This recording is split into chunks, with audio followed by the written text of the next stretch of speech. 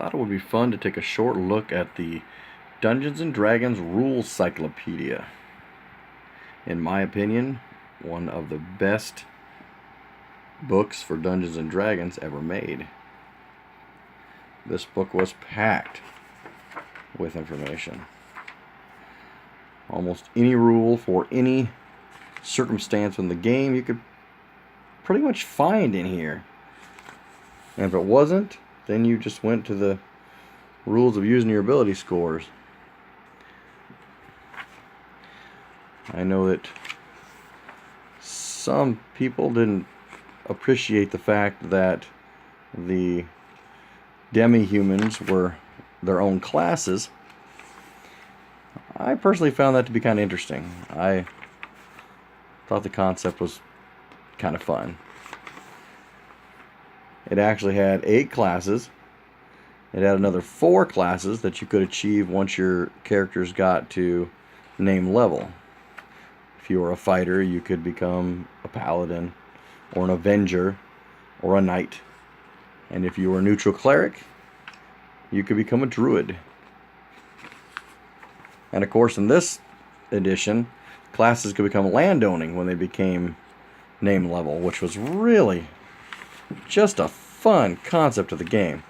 Probably one of my favorite things in the game. Every class around 9th level could achieve a stronghold, become a lord or an archmage, magus that controlled a small area. It even had rules in it for gaining income and experience from your domains or the lands you controlled.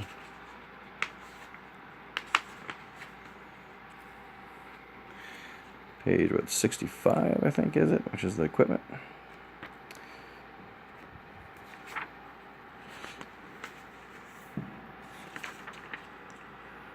Yep, page 65. Well, it starts, I guess, on 64. Or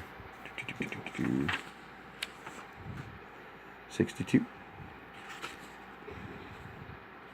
It had some interesting equipment as well. It actually had various types of shield weapons. Shields with weapons attached to them, like horn shields, knife shields, sword shields, etc. Which allowed your shield to do more damage when you shield bashed with it, which was very interesting.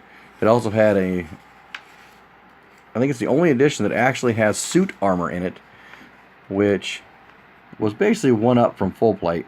It started armor class 0. And if I remember correctly, which I could be wrong, I think it had a minor damage reduction to it too, like 1 hit point or something. But it was just your one-up version from full plate. Page 75. There's other character abilities. This had your proficiencies, basically. They called them skills in this game, but basically your proficiencies. It had your ability to become a master, grandmaster, or whatever in your weapons, which was actually really cool.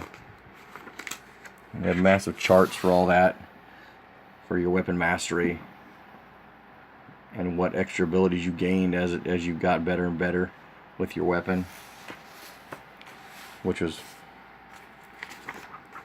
freaking awesome. Had a huge amount of skills that you could pick from.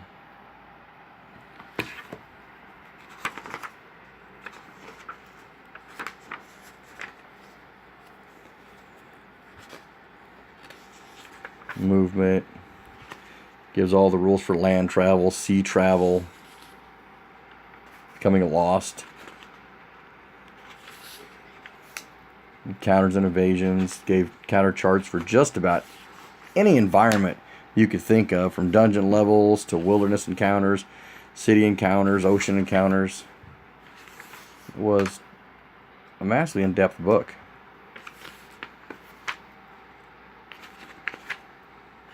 If I could actually find players that really want to play this anymore, I would still, to this day, love running this. This is probably one of my favorite editions.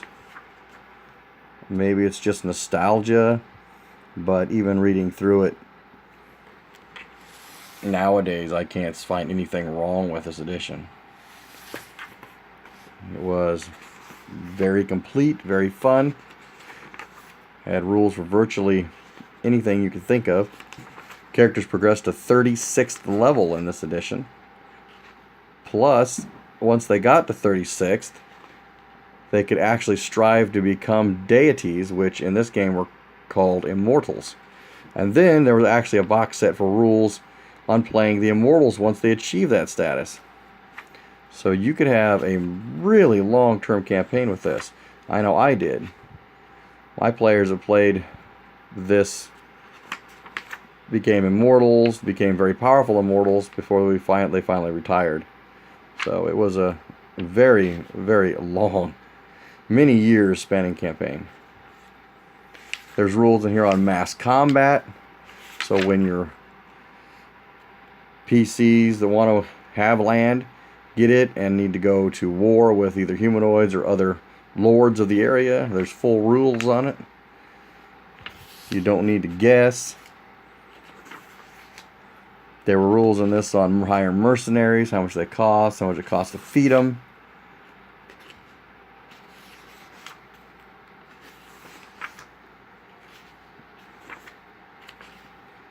Right here, the mercenaries table. Hiring mercenaries. Sorry about the light. It's actually dark outside right now, so and the light in my game room is not very good. At least it seems like for videoing anyway. But all your rules for strongholds, whether you're a cleric, a demi-human, a fighter, a druid, whatever. Independent strongholds. Noble titles, rules on that.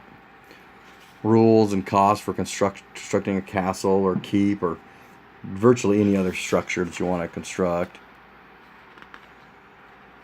Entire list and cost of every advisor or officials that you would hire in your keep or your barony, etc. is listed.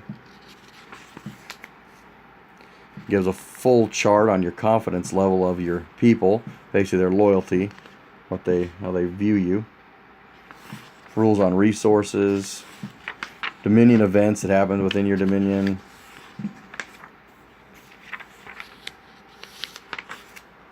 Little things on dealing with arguments, complaints, that sort of thing.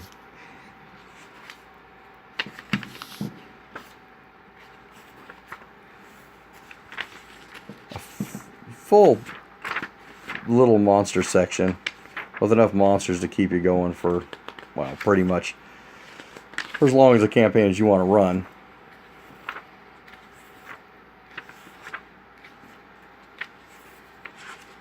Of course, your customary treasure charts. A little bit about the immortals.